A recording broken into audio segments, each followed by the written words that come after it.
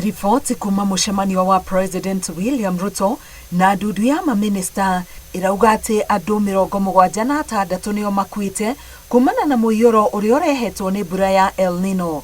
Nacio kaunti 38 nicio cigũmĩirwo makĩria nĩ mũiyũro, icigo iria aikari marĩ hatĩka-inĩ makĩria arĩ rũgongo rwa bũrũri, irathĩro na mwena wa gĩcũa-inĩ. Northeastern, the affected counties are Mandera, Wajir and Garissa.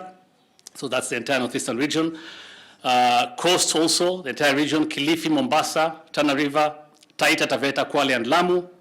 In central, Murang'a, Nyeri, Kiambu and Kirinyaga. In eastern, Isiolo, Kitui, Machakos, Makueni, Marsabit, Meru and Thirikari counties. In Nyanza, the entire region as well, Homa Bay, Kisumu, Migori and Kisii. Thirikari irauga nĩ igĩte kĩgĩna gĩa ciringi bilioni 7 cirĩ cia kũgathĩka tabarĩra itiganĩte cia gũteithũra arĩa marĩ ũgwati-inĩ wa mbura ya El Nino. Mamwe ma maũndũ marĩa kĩgĩna gĩkĩ gĩgwĩka nĩ kũheana ũteithio wa irio, kũnyitĩrĩra arĩmi arĩa maremetwo kumĩria magetha mao, gũtwara indo cia ũrigitani matũũra-inĩ na gũthondeka ndaraca na barabara iria ithũkĩtio nĩ maĩ. But farmers who have been adversely affected, the government has disbursed 500 million shillings to the new KCC to mop up excess milk during this rainy season.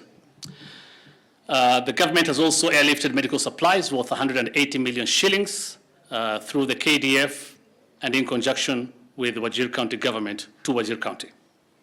Infrastructure restoration is being implemented following damage caused by rains. Nginyagia rĩu andũ kuma mĩciĩ 35,000 nĩo mathamĩte cikaro-inĩ ciao thutha wa mĩciĩ yao gũthũkangio nĩ maĩ. Akenya nĩ morĩtio memenyerere rĩrĩa marathiĩ thabarĩ kũrĩa kwarahĩte. Ngĩribotera Inooro TV, ngĩtwo Karo Kĩnyugo Mwaura.